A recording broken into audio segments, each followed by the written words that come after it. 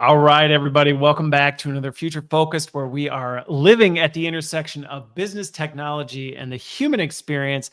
I am looking forward to today's topic, like I often am. But before we get into it, if you are not subscribed to the Substack, I would highly encourage you to do that so that you can get the condensed version of the entire dialogue and some of the biggest takeaways. Not that you don't want to listen to the whole thing, but just so you got the easy, quick reference guide version of that. And today's topic is going to be, we're talking AI and robotics, which I am so excited to talk about this because despite all the different diversity of topics I've had on the show, this is one I don't feel like I've had enough of. So I'm looking forward to it. And navigating that conversation with me is Jerry Swafford, PhD, who specializes in AI and robotics. And the best part is we were both backstage before we started recording, joking about the fact that when it comes to like the intros, it's so awkward when you're like, I'm just Christopher. I don't know. And Jerry's like, I'm just Jerry. So Jerry, thank you for joining me. Yeah, thanks for having me. Looking forward to it.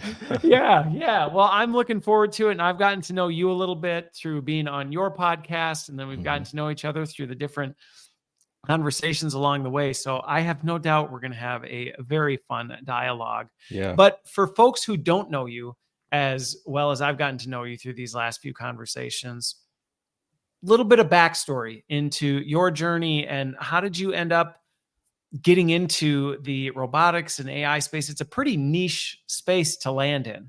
Yeah. So yeah, I'm originally from Nashville, Tennessee. Okay. Currently living in Huntsville, Alabama. When I finished high school, I didn't really know what I wanted to do. I figured it was engineering, so I was good at Okay. math and science. So I Okay. So started you had off. some inkling of kind of like your giftings. Yeah. So I knew I was good at math and science, so that's the direction I went in. I got a math degree, and then I went and got a mechanical engineering degree. And so Okay. after doing that, I went to grad school because that was available where I was at Tennessee State in Nashville. And while I was in grad school, I did well in one of my courses. And you know how if you do well in a course and a professor has research, he'll kind of say, "Hey, you want to come do research with me?" And so Yeah. that's what happened. I was doing really great in his course, and he asked me about doing research. So I brought you under his wing a little bit. so he brought me under his wing. I got to do some stuff there, and so that's where he had this robotic arm, and what we were doing research with, not just the motion of the arm and picking up parts, Okay. but basically we had a contract. I think it was with Rolls Royce at the time, and Okay. they were doing airfoils for jet engines, and they wanted to do automated inspection. So they Oh, wanted you to be able okay. to pick up, take the robotic arm, pick up the airfoil, turn it, and then also do basically inspection visually, and Okay. also try to automate that as well. So we were Okay. working on So not just. combining the two of the actual physical Yeah, task of picking up, rotating it, but then also right, using an artificial intelligence optics system to actually then look, inspect, and actually validate exactly. whether it So was good. we're basically trying to figure out the different types So of super easy work patients. is what you're saying. Like Well, very simple stuff. yeah, and again, as with all of these things, it's not Yeah. just. Would you want to, as a human, go pick up an airfoil, turn it around, look at it? Is there a scratch here? Am I sure that's a scratch? These kinds of things, and Yeah. there's a human error aspect to it, but then there's also just who wants to do that all day, Yeah. and Not so. exactly a super fun job if that's what you're doing all day, every day. Exactly.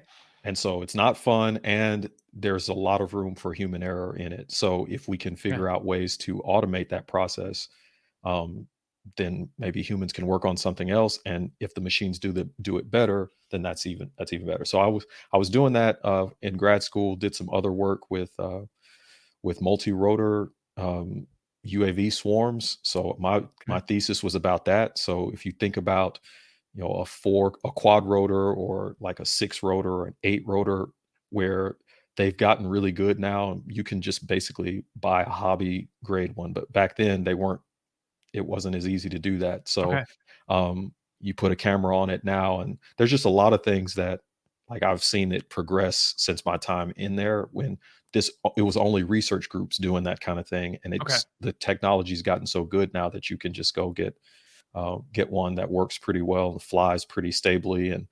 and you can do first person view and fly around and fly through things. And so, I mean, kids now with robotics and these kinds of things have just access to so many things that I didn't have, but I was basically in grad school at the time. So I got Yeah. to play with things that if Before I they were was mainstream. that, yeah, it was not mainstream at the time. So when I moved to Huntsville for my PhD, and my advisor said, I've got 3 different projects that you can work on. One is an underwater autonomous vehicle. One Okay. is basically a unmanned aerial vehicle, which would be similar to the multi-rotor stuff I'd done in the past. And the Yep. other one is humanoids. And I was like, oh, humanoids. Okay. Humanoids. Humanoid walking. I'm like, okay.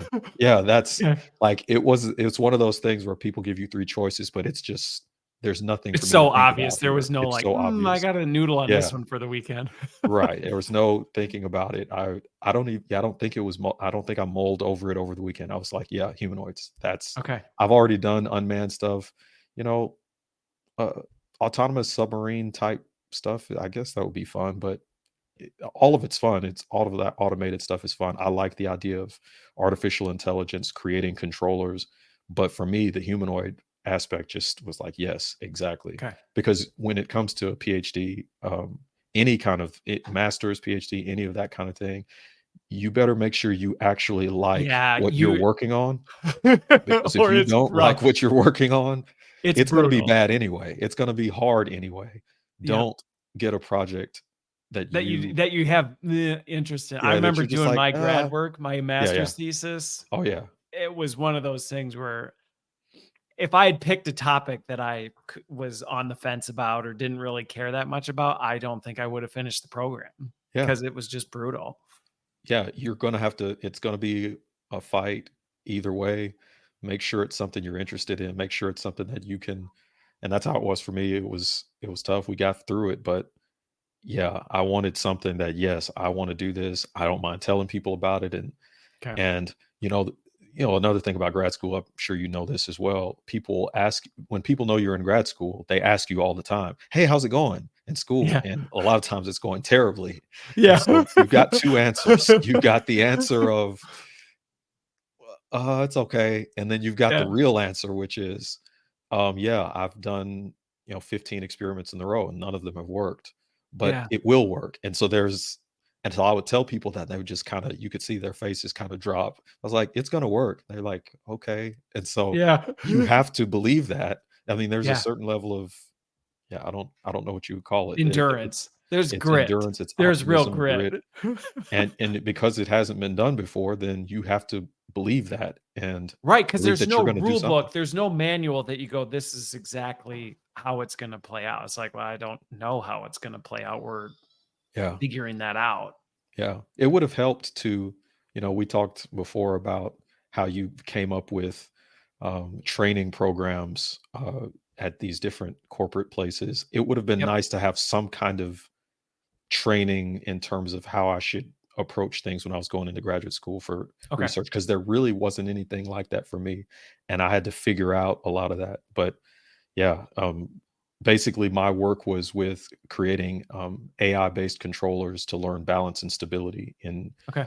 in humanoid robots.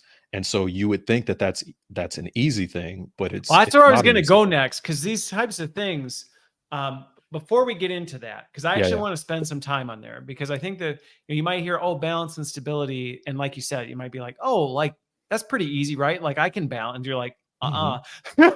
Oh yeah, yeah. So It I'm is not like that.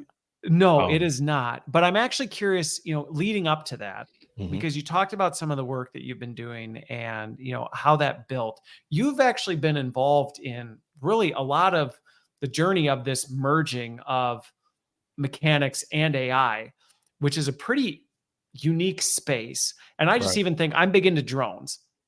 And I know my mind has been blown watching how the drones have advanced in terms Yeah. of follow this thing and it does, and fly through this forest and it can do whatever, and you're like, Right. Now fly home, and it just knows what to do, and you really can't explain how.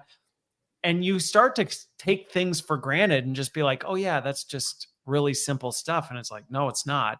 So No. I'm actually really curious how you've seen it advance, because in some ways I feel like we have made ridiculous progress in recent years. And yet sometimes you read the headlines and you think like Skynet's right around the corner, and you're like, Right. well, yeah, like we got a long ways to go.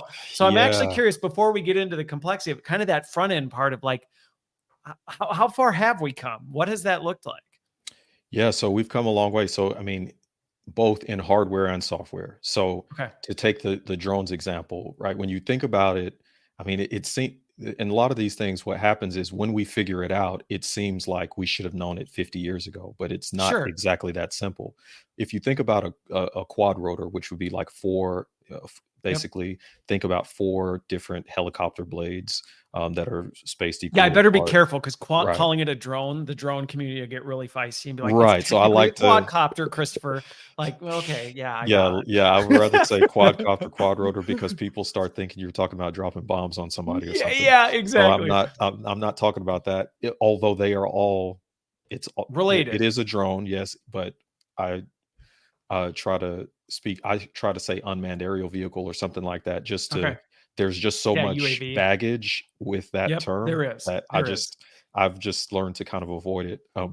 In but it is but technically it is that. So with one of those, if you think about the way it works, basically it would be like having an X shape, and if you had a string on each end of the X, that you can pull up two of those rotors to turn in a certain direction, and you could pull up or basically pull on one and let the other one drop, and you could turn in different directions. And so again, from a physics perspective, it's just basically there's thrust on those four sides, and you can change what thrust you're going to do based on the speed of the blades. So Sure. that makes sense, but we've gotten these controllers to where we can pretty much move at will in whatever direction we want. Oh, And it's that insane. is Like, I even think in the early days of me flying quads, mhm, before there were these artificial systems built into them, yeah. I mean, you had to really be a pilot in You had some to know what you were regards. doing. You had to know what you Yeah. were doing, because there was no auto hover mode Oh, no, where it just no. sat. No, Like, no, there was not that. I tore many holes in my garage walls. I blew up many blades, as these things when I learned, and you just Yeah, watch these things go yeah. flying, and you're like, oh, I just fly a helicopter. You just go up and down, and you're like, No, to no. anybody who hasn't done it. Yeah, if you haven't done if you yeah, there's a lot of auto stabilization and a lot of stuff like that right now, and it's nice because that means basically just about anybody can pick one up. Yes. But back then, no, and you mess up and you mess around and your controller gets unpaired from the helicopter and then it just flies away. Like Yep. you don't want that. I Yeah, lost many a helicopter when that right. happened, where you're like, Yeah. well, the wind picked up. I Yeah, guess I'm now not it's out getting of that one range back. and it's gone. Yeah, so like that yeah, so from that perspective of the hardware, we've gotten much better with that, but then again, the software side as well is just gotten much better in terms of our cameras have gotten better. I mean, everything levels up. So when your camera gets better and you're able to identify things better, that helps as well. So all of the machine learning of, now we can identify things much more easily than we could in the past when you had these. It's like I don't even think in terms of pixels anymore because back then when you were thinking in terms of pixels, They actually well, mattered. yeah, that stuff mattered and it really doesn't anymore. You can zoom so much now with a very tiny camera. I mean, Yeah. you had to have these big cameras on there and they were worse than, any like front-facing phone camera now. So, DSLR. I mean, yeah, honestly, you did these massive things and it yeah, still was hyper pixelated. yeah, and so then you have all of these different technologies that all get better, and then there comes a point to where now you can have this integrated system like a quad rotor with a camera on it. The camera's better, the blades are better, the controllers are better, and so all of that stuff gets better. So now the cost goes down, and you can get a hobby grade quad rotor right now for not that much money, and a 7-year-old can pick it up and get it out of the box and fly it. Well, Yep. all of that same stuff was thousands of dollars when I was working on that back then, and it didn't work nearly as well. So Yeah. these are the kinds of things that happen across the board in technology, that all of these different technologies can be combined into an integrated system, and then it drops the cost, and then we can move on to other issues. But when it comes to humanoids, again, we're just, the issue with humanoids is that there's a lot of science fiction that has really caused our expectations of Yeah. what we should be able to do. It has really influenced that. So I think about iRobot. Actually, during my one of my it wasn't my thesis defense, but it was like I was initially presenting my research. I used a clip from iRobot, and when I say Okay. iRobot, a lot of people are going to be like, "You mean that movie from back in the, I don't know, it's probably early 2000s or something. It's Yeah, really it old was. now." And yet you have this robot that jumps. There's this scene where it jumps out of a window, like a 2 or 3 story window. It comes down to the ground, falls on its feet, and then just takes off running away from Will Smith. And it was just this really interesting thing where it's like, that is, it's so far removed from what is possible that it's very Yeah. difficult to even quantify, that we're nowhere near that. But if you've watched that 20 years ago, then you assume We're that close. Like we're it's right close. around the corner. And yet, like, if anyone wants to look up like the 2015 DARPA Robotics Challenge finals, this was a competition, or international competition, where you had the best humanoids in the world. And what they were doing is they were trying to show the state of the art, and they gave them basically disaster scenarios. Because Okay. uh, so if you have a disaster scenario, and let's say there's some kind of waste, or some atomic waste or something like that, Sure. you can't send people in. Yeah, you can't We be could like, have, "Here, just put on your scrubs and go in there." yeah, and so what you need to do is you would want to send humanoids in. Well, there were these really, like, it's best known now for just the falls, and how the humanoids would fall and not be able to get back up. And there's this, one of my favorite ones is where the humanoid reaches out to grab the handle, but basically it grabs to the right of the handle, and it doesn't actually grab the handle, but it thinks it's grabbing the handle, and it pulls down like it's going to grab the handle. But because there's no force acting against it that it's expecting, it just falls over when it tries to grab the handle. And so it's things like that, and this is 2015. You might say, well, that's 10 years ago, but I mean, this was the very best stuff in the That world, was the best of and the best of the the best. best of the best. And so none of those robots, if they fell, could get back up even. Okay. They'd fall, and you'd have people run out there and try to pick the robot back up. And so in my work, like, one of the things I try to explain to people is how amazing it is to be able to balance and walk on 2 legs. That if you take a 5-year-old child that can run and jump, and you got Yep. kids, like, they're Yeah, doing I got a bunch of everything. them. And yeah, and so there are no robots in existence that can do anything like what that 5-year-old child can do, in terms of being balanced and stable. Okay. And so what I worked And with they're was called, stable too. Like I think of my kids, like when you really think about the fact, like they'll step on a toy and yeah, they somehow manage to catch themselves yeah, and pop back up. yeah. And you're like, oh wow, type of a thing that seems really like, oh yeah, that's just what we do. Right. And so because it's what we do, we've learned to do it. You don't understand. So if I this is the thing I usually ask people. I say, look, if I pushed you, not really hard, but if you're walking and I pushed you, you wouldn't fall, right? And they say, yeah. But the thing I say to them next is, but you don't know exactly what you would do at all. You know you would do something, but you don't, I couldn't Right. tell you, you couldn't tell me beforehand what it is you're going to do, but you won't Right. fall. And that's, and so that level of robustness and stability is what we have. Now, what I was trying to study is, hey, can I potentially learn from what we do, how, in a way that I can guide the AI controller to getting to that place? And I eventually got into the place. So there's really, the way I was doing it was using something called reinforcement learning, which is Yep. really the basis of what we see in ChatGPT and these others. But It it is. wasn't, that was for a large language model. I was doing this for basically robotic reinforcement learning. So it wasn't Okay. the same. But this, just to give a definition of terms, reinforcement learning simply just means it's the way to think of it is trial and error. So you would Yep. take feedback and have an understanding of whether this is a good action or a bad action. Yeah. If this is They an just action keep that doing the same thing. And then based on what happens, they're then given inputs into, did I do the right thing? Did I do the bad thing? And then from there, exactly. they learn it. And then you just keep running them through these rotations, and they Yes. continue building a database of all the Mhm. different things that could happen. Right. And so this is nice for something like if I'm trying to identify, is this a frog or is this a fire hydrant or Right. is this a bus? But if you say, okay, I just got pushed and I did this motion, well, with robotics, it wasn't just one motion. There are different. If I have 18 joints, those 18 joints had something that I sent to them at this time step, and then at this next millisecond, this next millisecond, next millisecond. What was the thing that I did that was not right?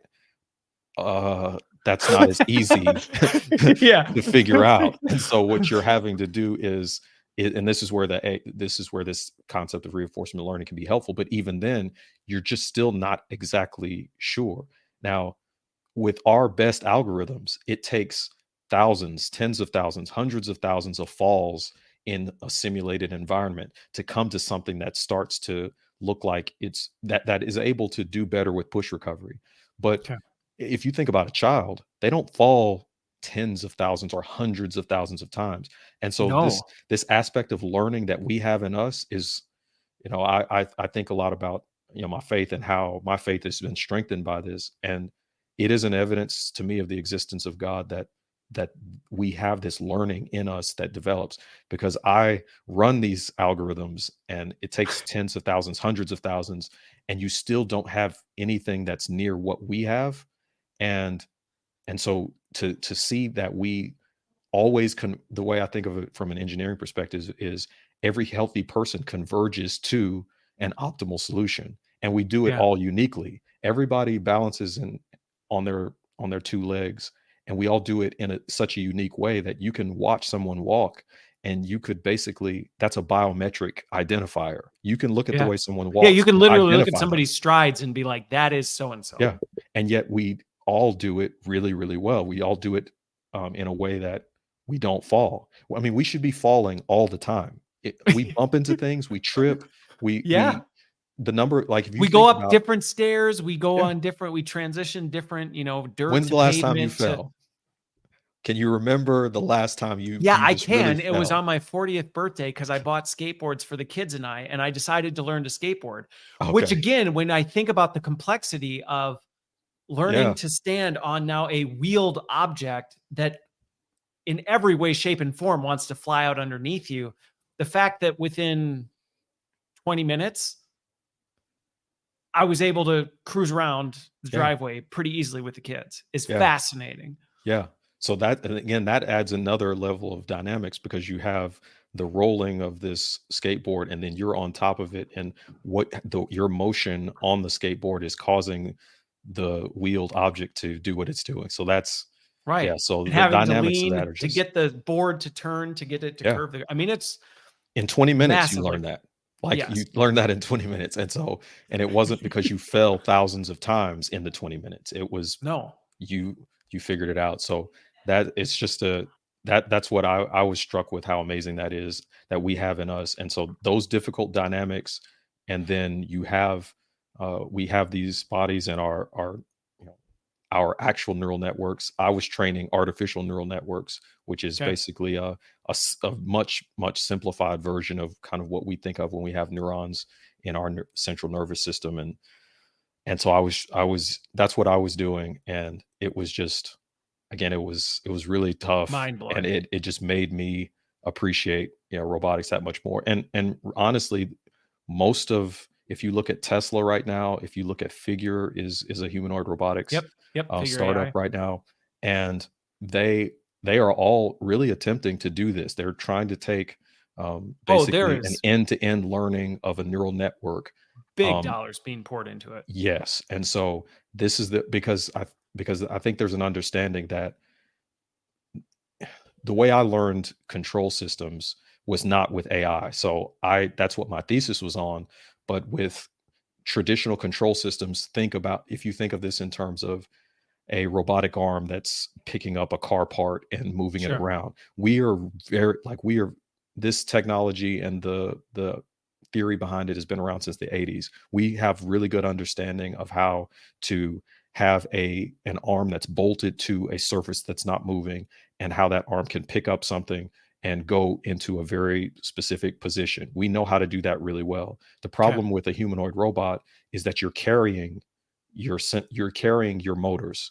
You don't have something that's fixed, that if I'm bolted Well, to the yeah, with wall, humanoid robots, literally nothing is fixed nothing is because in fixed. And many if the foot regards, slides, do you even know yeah. where you are now? So those kinds of things make it a very difficult problem. And so some people might look at the Optimus bot with Tesla or Figure's robot and say, well, it's really walking really slowly. Like, why is it doing that? Well, again, what they're doing is really impressive.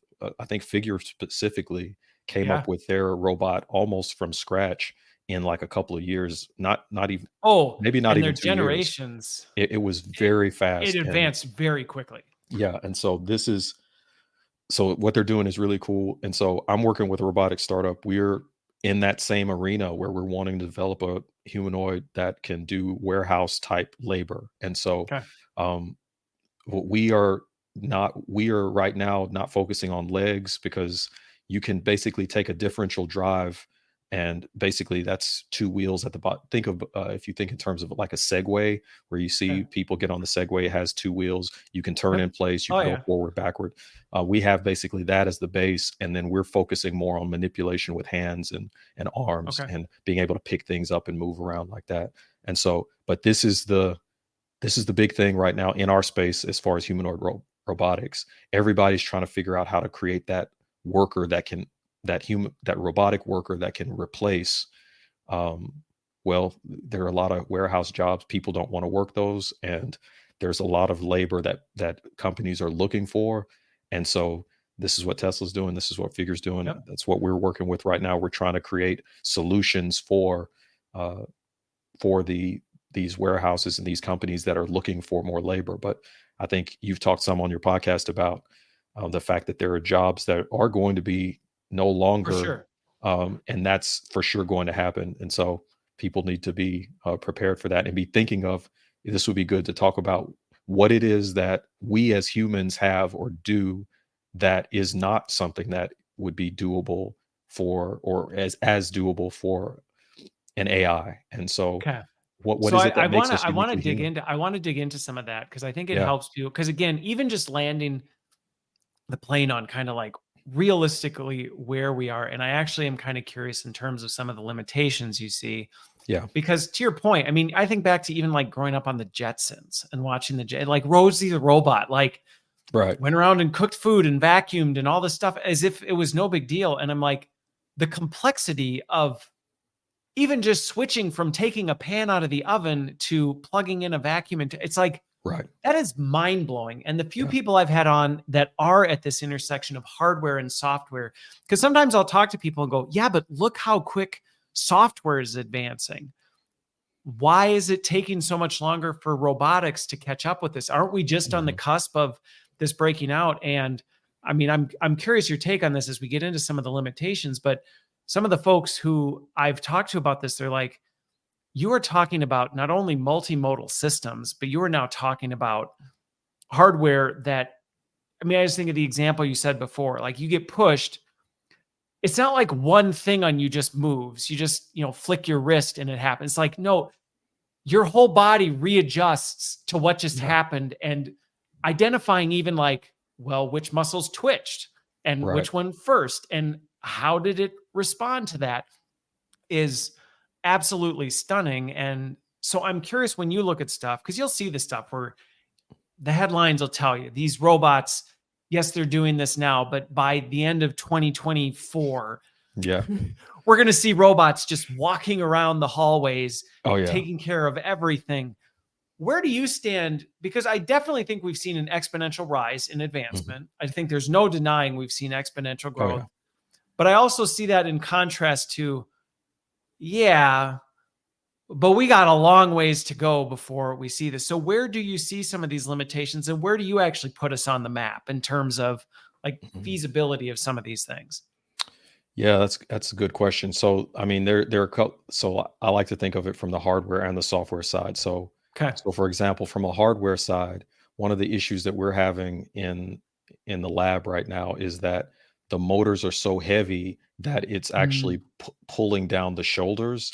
Now, if you pull down the shoulders and everything's not the way you were expecting, or in terms of the spacing of everything, then where you think your hands are here, but they're supposed to be up here, because the motors have pulled things down. So right now, light motors that are anything like the weight and power that we have as in terms of our muscle systems, like there's just nothing there, right? Like it again, motors are heavy. If you think about the robotic arms that pick up car parts and all of that, yeah, those are really heavy. And but if you think about something like a humanoid, you don't necessarily want a humanoid that's really heavy, that's going to be around people.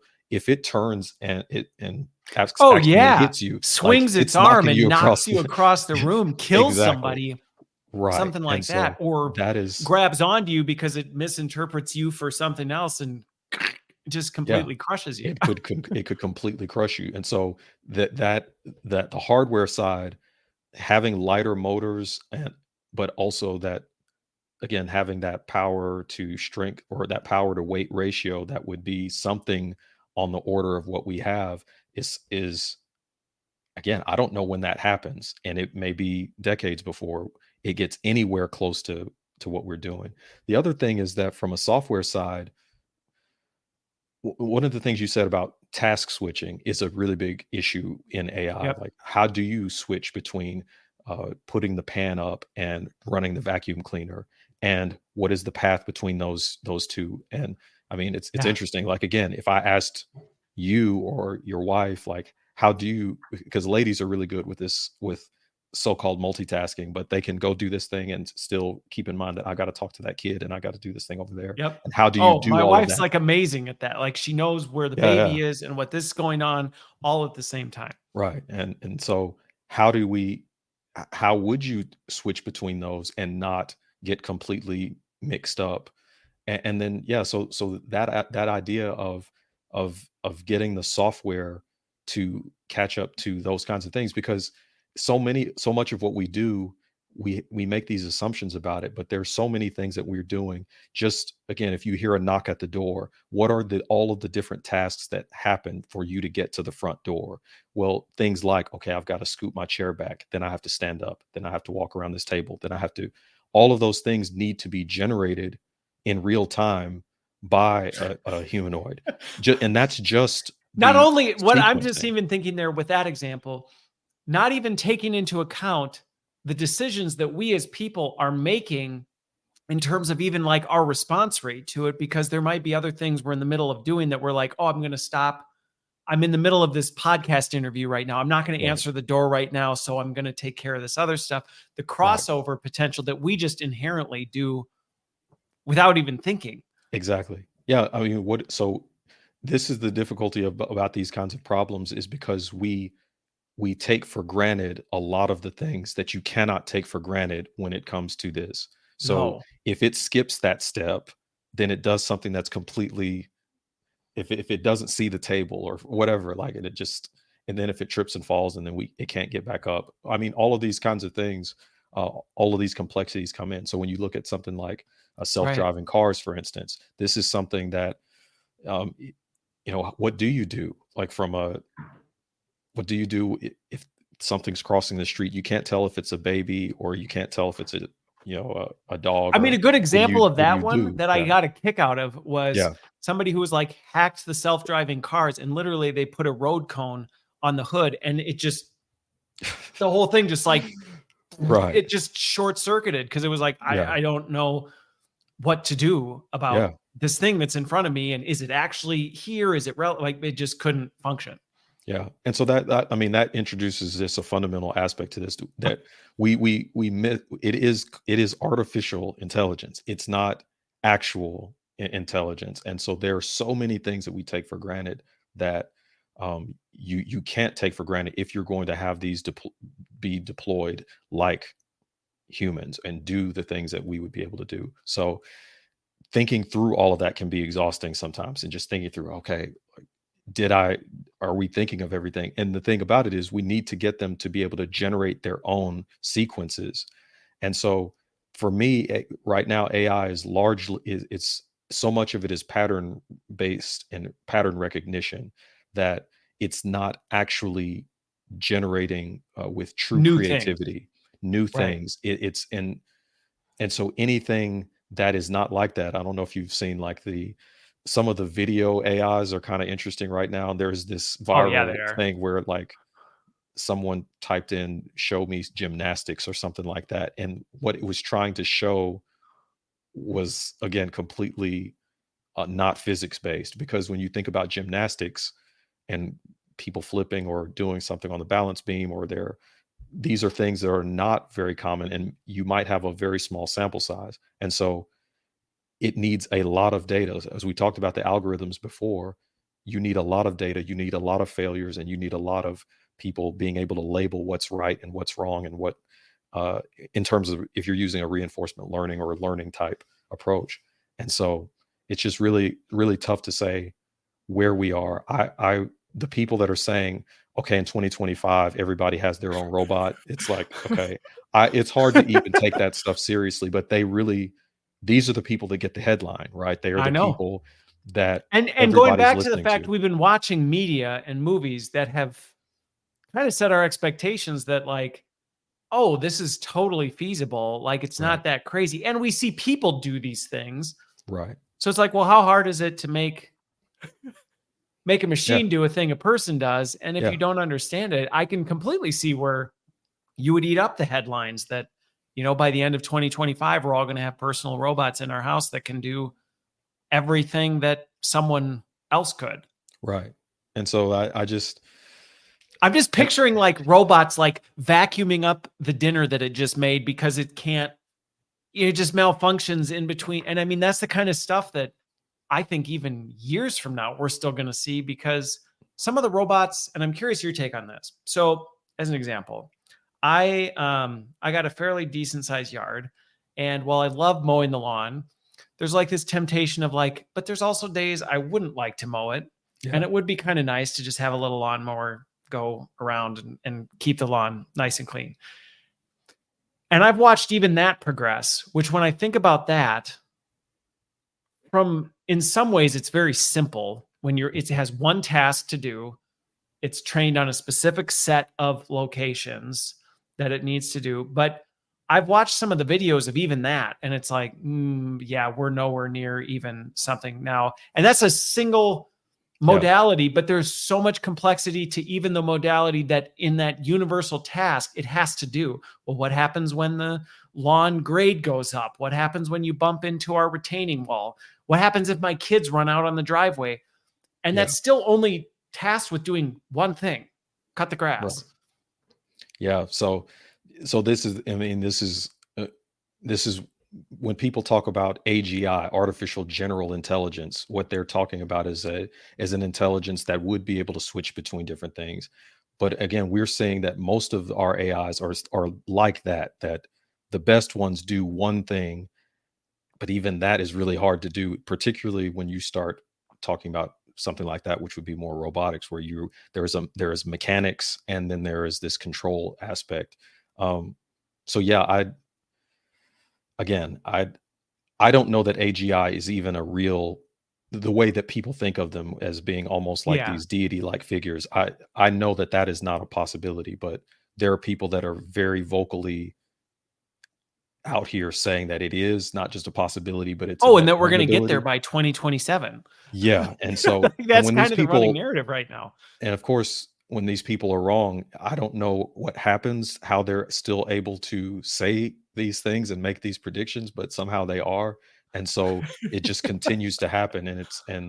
And so the thing about it is we're going to hit a wall of some kind. I don't know where it is exactly, but there's going to come a place where it is that a lot of the AIs that we're using will be well known. Their technologies, and but we're not going to be able to go past it because of the nature of what we're using. So the other thing about any kind of research is that when one thing works, when one tool works, you tend to, and that's what everybody's paying or funding your research, everybody tends to want to do that. So the hot thing right now is large language models and Yep. anything associated with that. And you've got people in robotics trying to figure out how to use large language models to do robotics type control. And so it's just interesting. And so we are going to exhaust the possibilities of large language models. And you're already beginning to see people do uh, to not try to make them bigger and bigger and bigger, because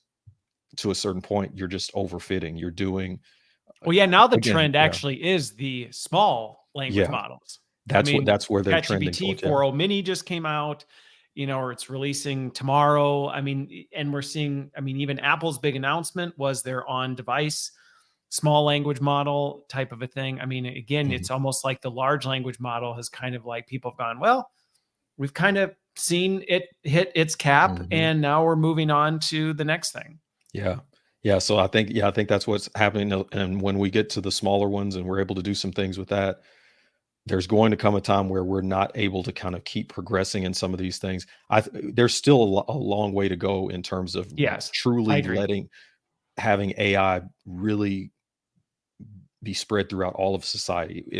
There's still a lot there, but that's not the same thing as it actually progressing, doing more and more and more things in a it's going to be applied in more places, but that's not the same as it doing more and more impressive things. And so we're going to because we're squeezing everything we can out of this idea of an artificial neural network. And I think that framework, or in itself, there's only so much you're going to be able to get out of it. And then we need to be thinking of other ways. So I think we talked about this before, the idea of what intelligence actually is and what sentience Yep. actually is. The idea that you can duplicate what we're doing with an artificial neural network seems so obviously not possible to me, but maybe I don't know that everybody understands exactly what an artificial neural network is, but the way to think about it is that you have a series of inputs that you put in, and there are a bunch of mathematical weights. And so you're multiplying and adding a bunch of numbers together, and then your output is the thing that you're going to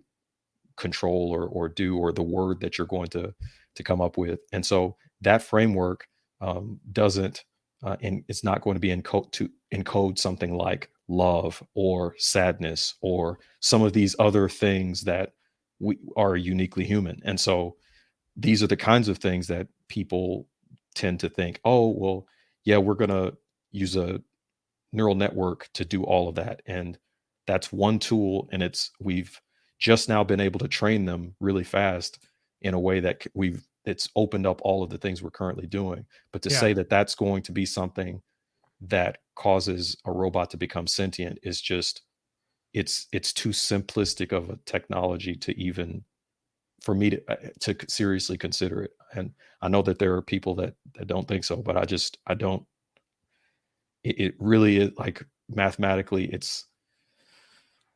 I'm trying to think of a simple way of, I mean, but if you think about y equals ax plus b, like we did this back in, in elementary, well, not in middle school, y equals ax plus b. Yep. If x is your input, a is basically a series of weights, and b are the biases. That's really what a neural network is. Y equals ax plus b. But instead of x being a single value, it can be a It's matrix or a infinite. bunch of values. And so then you need your weights to be not just a single value, but a bunch of values. And so, but none of that encodes, again, some of these fundamental things. And it's not clear that that's the best way of encoding something like balance and stability, what I was working with, Right. Well, and that's what for I was sure. going to ask about, because like I think of, there's been so much emphasis around, large language models, now small language models, but you look at what it's really capable of doing, which is analyzing text input, now visual input, which Mhm. is great. Like it can see something and it can basically convert that. I mean, basically it's translating image into words. It's Right. like a translation into words, and then it's kind of mathematically calculating what the output of that would be, either in image and words. And so when I think about that from a robotic standpoint, like, okay, kind of like visual input, Sure, being able to see air quotes things and translate it into words, super powerful, cool. Mhm. Its ability to then communicate, okay. But even I think about my interactions with large language models, you can still tell there's not a lot of, I mean, there's no thought behind No, it. no, It's a regurgitation of its best guess at what it thinks you want it to do. And again, that requires you to tell it what you want it to do. right. Like, you never go to ChatGPT and it's like, hey, were you thinking about doing this thing? And you're like, wow, like I was. Like, what a great idea. How did you Mhm. know? Yeah. It's responding to that. And so do you anticipate that we're actually going to really to see some of the exponential leaps we see in the robotic space? Is the advancements in AI going to have to make some big jumps into other areas? Because I do feel like, to your point, we're kind of squeezing the blood from the turnip Yeah. in language models. And it's like, it's only going to go so far, and it's Right. only good for certain purposes. And at some point, yeah, you can use a drill to hammer a nail, but it's not really the best tool for the job. Exactly. I think that's right. I think again, I think we're going to continue to see AI applied in a lot of different areas that maybe we weren't thinking of as much before. But as far as I'm looking at it from the perspective of how far can we take this current technology? And so taking this current technology, I'm not sure how much farther we're going to go in terms of doing things way beyond what we're currently doing. And so it requires, the difficult thing about this is the maybe the next thing that's used after, let's say, neural networks may already exist. Like the math might already exist, but no one has figured out how to use it yet in a way Okay. that would be used for that. So I mean, again, neural networks were around decades It is. ago, Yep. but but it took a very long time for that to catch up. And so if we squeeze everything out of neural networks, and it's the case that we actually, in order to come up with something that more resembles thought, it's going to require a completely different mathematical structure. That mathematical structure may exist, but no one's potentially applied it properly Okay. or to this problem. And even if they do, then you need the development of that to be able to come up with the things that will allow it to work on a computer. Which is And very expensive and time consuming. it's expensive, it's time consuming, and if you think that an AI is gonna figure that out for us, then no, that's not, it's not going to figure that out for us. And so there are a lot of good things that they're going to be able to do, but we're going to need to be able to develop the next thing. But it's hard to do that when everybody's throwing money at AI, and if you're coming up with something that could potentially be that next thing, it's not clear that that's the case, and or that you could get funded. And that's a big thing with researchers, Well, and isn't that, I mean, isn't finding that that. in some ways where, and it's not unique to the AI field, but you hear about AI winters where, Yeah, this kind of stuff happens where it's like there's this massive advancement. We like we described, we squeeze literally all that we can out of the sponge. And then it's yeah, kind of like, and we've kind of hit our ceiling. And now it's a matter of that next innovation right. having to crack before we really can jump. Yeah, and so when that happens, I don't know how long it'll be before the next AI winner, but it what'll happen is if you start talking about AI, it'll become the thing. Oh, yeah, you're still AI, and nobody, it's not going to be the hot thing anymore. And working in that area and trying to advance the state of the art in that area will not be funded. It will not be the thing that people pat you on the back for. There, oh, you're still doing that. And it won't be until the You're next still in that time AI thing, you're huh? still on that AI thing. I mean, because what happens is when something becomes a technology, truly, meaning if I do this, it will work perfectly. We'll tend to not think of it as research anymore. We will take that, and it's just a part of society. So we won't be calling them AIs anymore because No, we won't. it'll be some other name, and AI will be associated with something that It'll be associated with the 2020s. right. And then whenever there are, because one of the things that can bring on an AI winner is if there are some large failures related to it. If Catastrophic. someone gets Yeah. killed by, if a bunch of people get killed by self-driving Yeah, if that cars, example you talked about if earlier, the humanoid yeah, robot in the Mercedes floor right, whacks somebody and yeah. they And die. and then everybody says, "Oh, no, I'm not a part of that, and we're gonna name all of the AI stuff we do, we're gonna call it something else." And then if you're associated with AI, then it's kinda like, yeah, nobody works on that anymore, nobody does that anymore, and it's going to take and you don't know how long that winter is gonna be, because some of that winter relies on, okay, does somebody come up with that new mathematical structure? Does somebody put 2 and 2 together and figure out how to make that work? Maybe, like in the case of neural networks, it takes 20 or 30 years for someone to come up with a training algorithm that can train these fast enough. That do we then have the computers that can, now that won't be as much of an issue, but like things like Nvidia, where they are creating chips that are specially optimized to do this kind of thing. You'll probably need something similar for whatever that new structure is. And so all of those things have to be built, but they have to be built by somebody who doesn't care about uh, not doing the hot thing right now and just Right. trying to further this.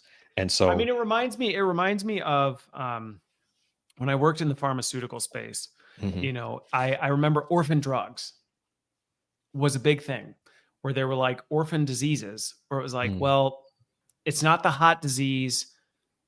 It's not what's on, any government's like radar. It's not what the investors are interested in. yeah, And so it was very difficult to see research and development into certain diseases and things like that, because ultimately people went, you know what, even if we could cure it, it's going to cost a lot of money. And really, at the end of the day, it's not really worth our time and energy. right, And so you're like, wait, what?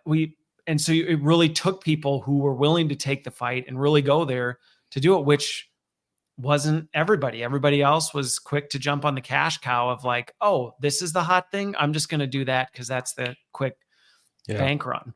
yeah. That's I mean that's how it works. So it's so I mean economics figures into all of this stuff and what decisions people make. And because again, once things start going well, people all jump on the bandwagon, and that's why it's taken off the way it has in the last few years.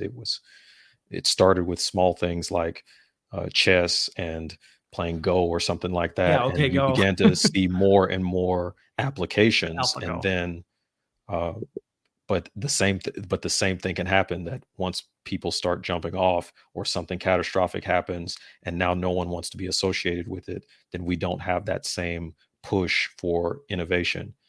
But Yeah. that everything is there are seasons to everything. And so um, but nobody wants to hear right now that winter is coming, but it is. No, I they don't know don't. when, but it's coming. But Well, and I think, I think that's helpful on both sides, because I think based on this conversation, and I have got one final question for you, but I think based on this conversation, and this is where I tell people all the time, if you're looking to trend or show up on some hot streak, following my path is not the path to follow, because I lean into this complexity where it's like, well, there's some really cool stuff happening with AI, but also this is the reality of where we are. And most of the time, what's hot is AI is going to end the world, or, the exact opposite of that. right. So from the vantage point you're sitting at, I'm actually really curious. What are some of the things you're most excited about? And what is something that has you going like, "Ugh, I'm a little nervous about this." Mm. Well, I mean, the just to start with the nervous one, I mean, there are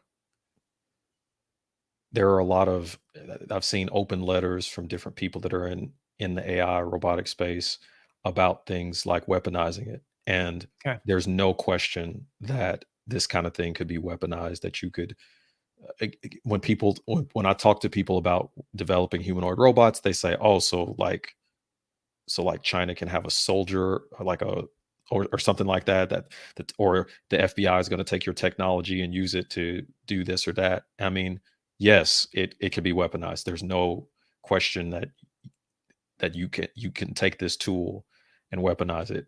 But I guess the flip side of that is what I'm excited about. I mean, it really does free us up to do other things. And I Yeah. think we spend a lot of time working on things that that if we could have robots doing them, if we could have our AIs doing them, it would free us up to do other things with our minds and with our time and with our families that we currently are spending so much time doing other things. And so I'm excited about that. That's why, like, I'm working with this. I eventually want to, start something where I can take what I learn about what I've studied about walking and balance. And if you apply that kind of technology to exoskeletons, I think it's possible for people to for us to no longer have people who are not able to walk, for example. I Yeah. think that is the type of thing we can do.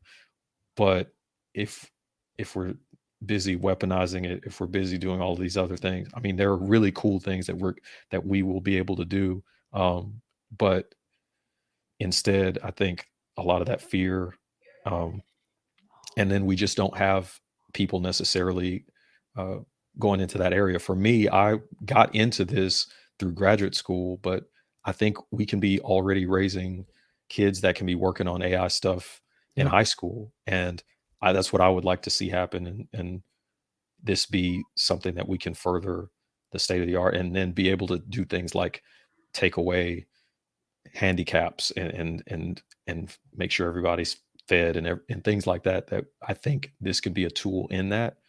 But what's scary is that, like I said, someone weaponizing it could be the lead into an AI winter, something like that, where it's like, okay, we're Yeah. just going to get rid of, nobody's, we're the government steps in and says, well, we're going to start regulating this or something like that. And Yeah. now what are we going to do then? I don't know.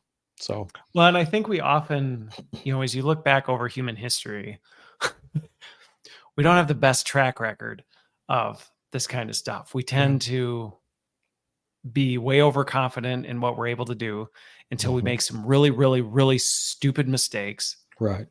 And then we almost have to reset because instead of, like you said, being wise and intentional and careful about it, it's like, hey, this is a hot thing. Like, what could possibly go wrong? And then Mhm. something happens and we go, oh, maybe pursuing, unlimited profits and whatever at the expense of common sense wasn't the best idea. And then Yeah. we end up just course correcting the other Right. way.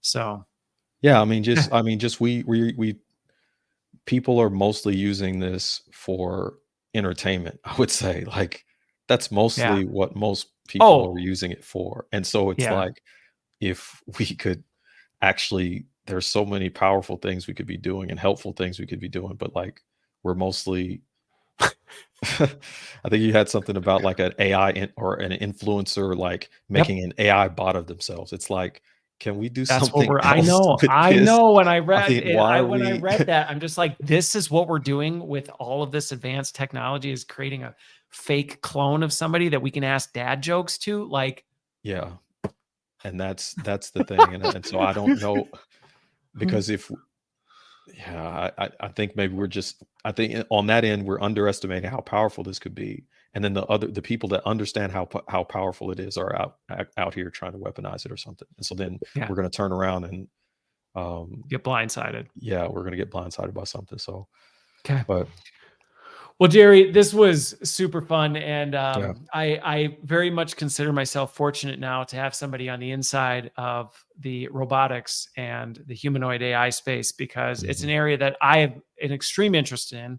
Yeah. I've been watching it from the sidelines for a long time, going, this is very interesting. And so I definitely want to stay in touch to hear how it Mhm. continues to progress and Yeah. where does that ceiling exist. I agree with you. I think there's a winter coming. It's a matter of like when and how far before we go, and what kind of mistakes are we going to make along the way, and hopefully what kind of awesome innovations will we make along the Yeah. way. So thank you for making the time today. I Yeah, sure. thoroughly enjoyed this. Yeah, this was good. All right. Well, thanks everybody for watching, listening. Hopefully, we have tempered your expectations, or at least made them a little more realistic. Rosie the robot's not going to be for sale in the JCPenney catalog next Christmas, but at the same time, there is some major advancements happening, and I hope this gives you just some food for thought. So, with that, we will see you on the other side.